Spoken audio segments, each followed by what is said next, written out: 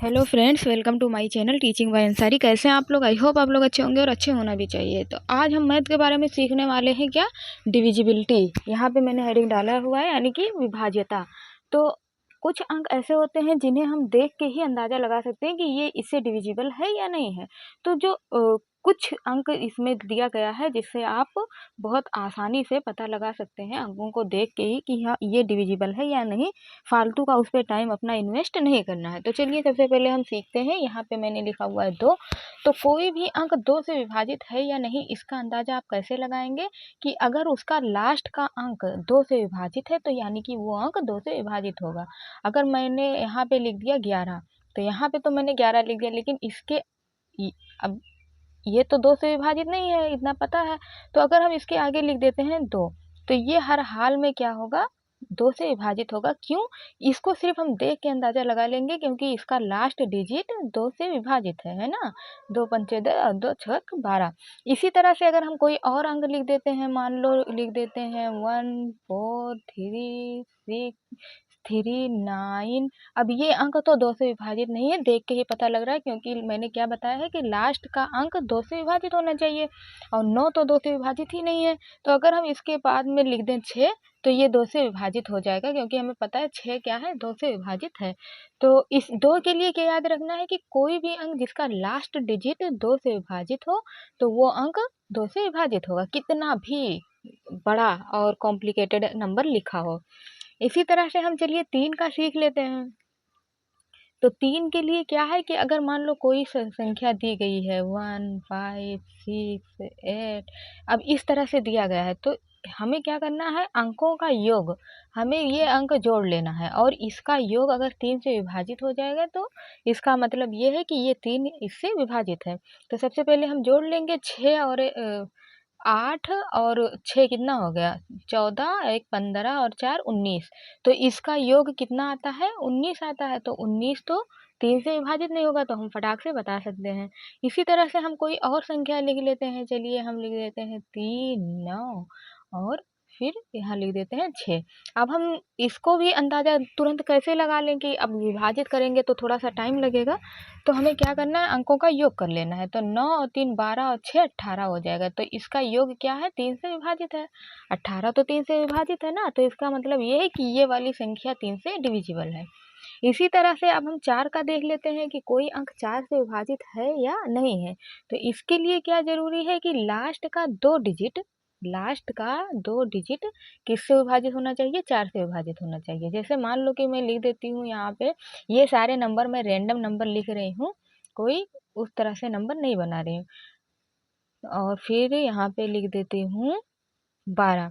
तो यहाँ पे एक डिजिट नहीं देखना है, 2 में क्या था, एक डिजिट देखना था, लेकिन इसमें 2। तो इसका हम लास्ट का 2 डिजिट देखेंगे, और 12, और 12 तो 4 से विभाजित है, इसके मतलब ये नंबर 4 से विभाजित है। अगर मान लो मैं एक और नंबर यहाँ पे लिख दूँ, इस तरह से अगर मैं लिख देती हूँ, तो इस ये 4 से डिविजिबल है कि नहीं, फटाक से हम सिर्फ क्या करेंगे, इस पे नज़र मारेंगे और देखेंगे कि 31 तो 4 से विभाजित नहीं है, इसका मतलब ये नंबर 4 से डिविजिबल नहीं है। इसी तरह से हम 6 का ले लेते हैं।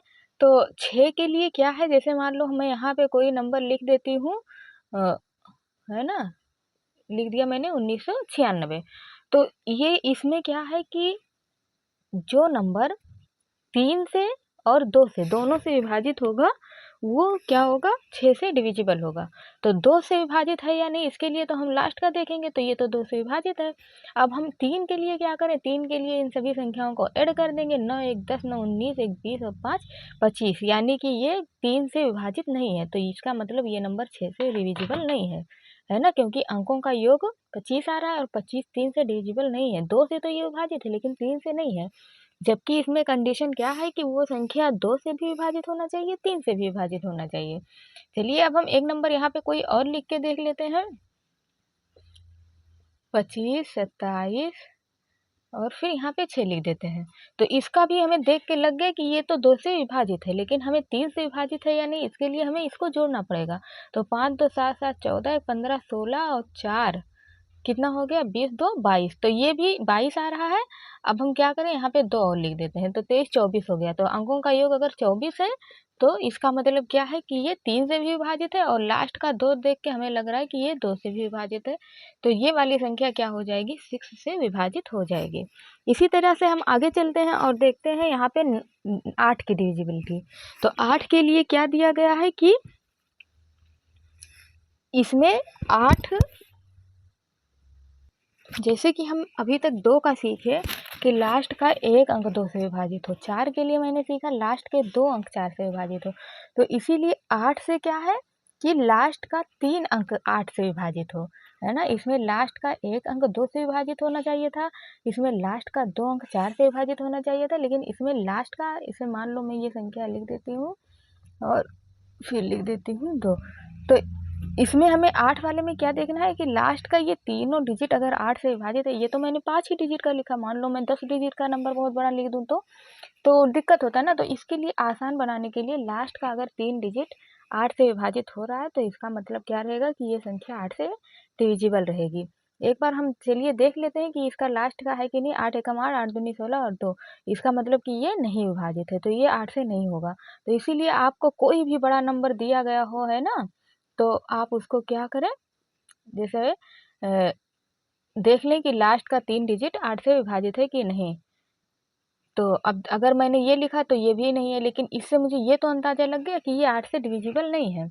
अब इसी तरह से हम 9 का ले लेते हैं। अगर मैं कोई भी संख्या ले लेती हूँ, मान लो ये संख्या ले लेती हूँ, तो 9 के लिए क्या है कि अंकों का योग 9 से विभाजित होना चाहिए। 3 के लिए क्या था, अंकों का योग 3 से विभाजित हो, लेकिन 9 के लिए है कि अंकों का योग 9 से विभाजित होना चाहिए। तो 9 हम जोड़ लेते हैं, 3 2 5 6 11 और 7 18 और 2 20 और 4 24। तो ये 9, इसका मतलब ये है कि ये 9 से विभाजित नहीं है, क्योंकि अंकों का योग 9 से विभाजित ही नहीं हो रहा है। अब इसी तरह से हमें 24 के लिए भी देख लेना है।